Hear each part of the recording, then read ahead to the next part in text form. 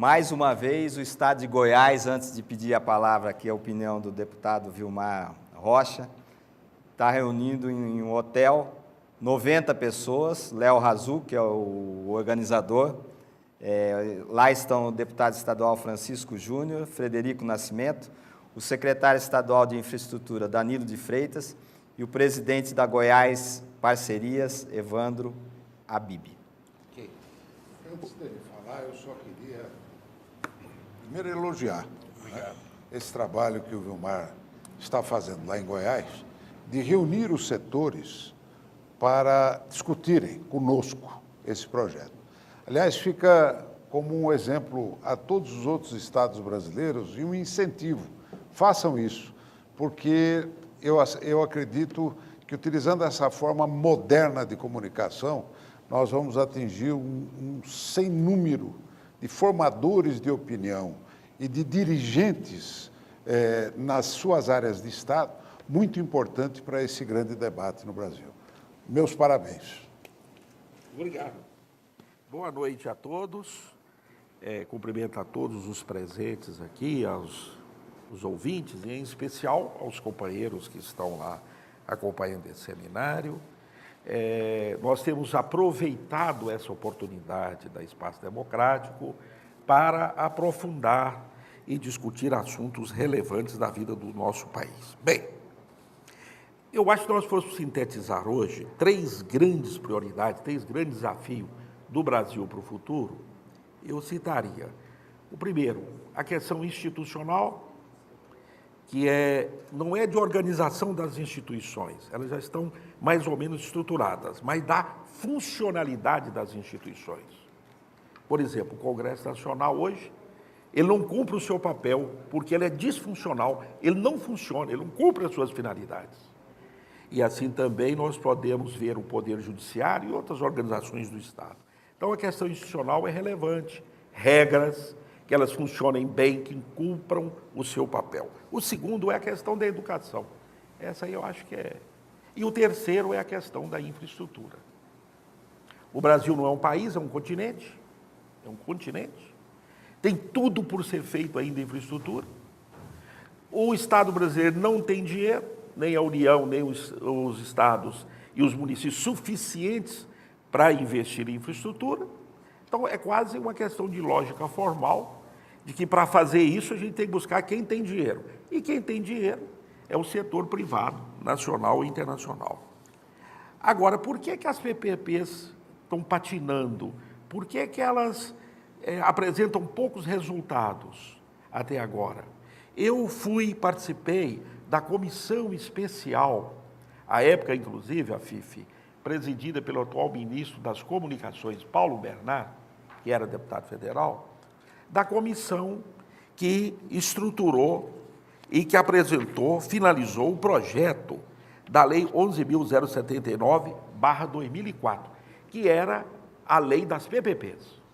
Já são quase 10 anos. A nossa expectativa é que isso ia funcionar e não funcionou. Por que não funcionou, na minha avaliação? Por duas razões. Primeiro, porque nós temos uma questão cultural no Brasil. É uma certa desconfiança com o setor privado. Isso é cultural, a gente é muito ligado ao Estado. O Estado é que tem que fazer tudo, o Estado é que tem que prover tudo. Então, esse é um ranço cultural que ainda não está de todo superado no nosso país. E o segundo é a falta de estruturação, de bons projetos, de parcerias públicas-privadas. Hoje não tem um órgão central, uma referência para esses projetos.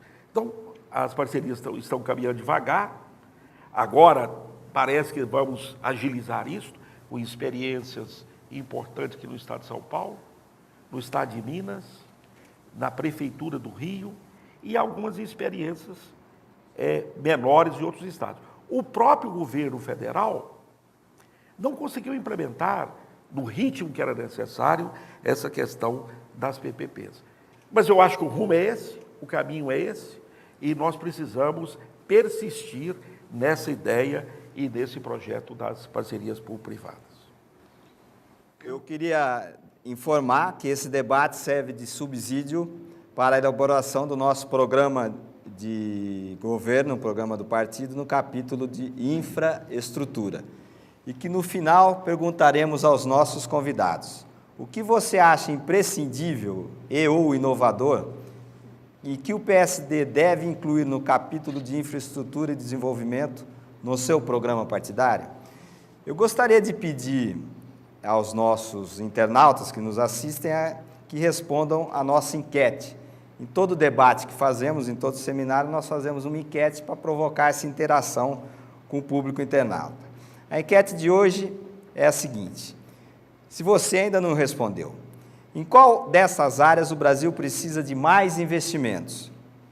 Estradas, ferrovias ou portos e aeroportos? Para participar, basta enviar um torpedo, letra A, estradas, B, ferrovias, C, portos e aeroportos, para o número 6182895555. Eu acrescentaria aí hidrovias. Hidrovias, alternativa D. Doutor Guilherme Afif, o senhor é presidente do Comitê Gestor aqui de São Paulo das parcerias público-privadas. Como essas parcerias podem melhorar a vida das pessoas? Quais são os principais projetos aqui no nosso estado? Bem, eu como presidente do Conselho Gestor de Parcerias Público-Privadas, esse Conselho Gestor foi criado exatamente para ser uma espécie de conselho coordenador das iniciativas do campo de parcerias público-privadas, com uma inovação. Nós provocamos o mercado para o mercado apresentar propostas enxergando oportunidades que muitas vezes quem está na administração pública não está enxergando. Então, isso abriu a oportunidade para o privado poder apresentar propostas. Agora, eu vou pegar aqui um gancho no que o Guilherme Quintela falou, de uma certa resistência existente nas máquinas públicas contra a parceria público-privada. Reação corporativa, ou seja, as corporações têm medo de perder o comando ou o controle. E vou dar nome aos bois. Vamos falar do metrô de São Paulo, muito eficiente, muito capaz, só que as linhas de metrô agora, cada linha que nós temos que fazer, temos que ter um parceiro diferente com investidores diferentes. É o caso do projeto pioneiro da linha 4. A linha 4 acaba de ganhar um prêmio do Banco Mundial como o melhor projeto de parceria público-privada, que foi uma experiência que o governo de São Paulo experimentou há cerca de 6 anos atrás e que está aí já funcionando. Inclusive, quando teve uma greve do metrô, a única que não entrou em greve foi a linha 4, exatamente mostrando a descentralização deste comando. Então, há uma resistência. Segundo aqui a própria CPTM, ela resiste em termos de ideia porque ela quer o controle de todo o sistema.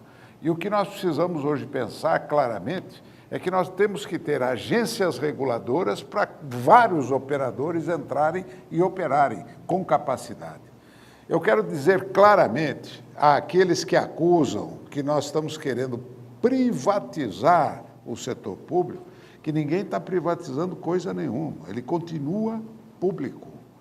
A parceria público-privada incorpora a governança corporativa privada no setor público, ou seja, com mais eficiência, mais agilidade, para poder atender a demanda da população. E quando se faz a parceria, esse projeto é público, tanto é que tudo que é investido pela própria lei retorna ao patrimônio do Estado. É uma questão de combinação de capitais, operação, para melhorar as condições operacionais. Então, há resistências, e nós estamos enfrentando estas resistências, mostrando os bons projetos. O segundo ponto, que é um ponto muito sério que nós temos que atacar, é que quando a gente faz uma parceria público-privada, aquela sociedade de propósito específico, que é montada uma empresa especialmente para explorar aquela atividade, que vai permitir nessa empresa consórcios de vários operadores, vários construtores, nacionais e internacionais, eles se associam numa empresa para explorar uma devida atividade. Só que quando você monta essa empresa, ela é uma empresa privada e passível de toda a carga tributária existente no país. Só de impostos federais, entre imposto de renda, contribuição social sobre lucro, o PIS, COFINS, dá cerca de 30%. Agora imagine, é uma empresa que tem esta carga tributária e que vai cobrar uma contraprestação do Estado ou do município. Então o Estado ou município que está contratando está pagando o tributo federal, cujo tributo federal acaba não retornando para o Estado e para o próprio município. É uma armadilha, foi feita exatamente até para assustar. E hoje o que nós precisamos? Desonerar, para que o Estado ou município que vá contratar uma parceria público-privada não seja forçado na contraprestação a pagar toda a carga tributária. Esse é o ponto fundamental. Outro ponto, o segundo ponto, é o problema das garantias. E aqui foi dito com toda a clareza que um dos grandes problemas é a garantia, porque nós estamos tratando de projeto de 25, de 30 anos, quantas coisas não podem acontecer em 25, 30 anos dentro de um contrato. Então, quem vai investir, ele quer a garantia da estabilidade das regras do jogo daquele contrato. E hoje, estados e municípios não têm estrutura para dar garantia. E nós hoje queremos o quê? Que o governo federal passe a dar a garantia aos projetos de infraestrutura de interesse social de estados e de municípios. Pega o exemplo agora de saneamento. Se não fizer isso, o saneamento não tem condição de ser implantado no Brasil, porque você não vai implantar saneamento lá de Brasília, você tem que implantar no município ou no estado. Fala. Me permite, Afif?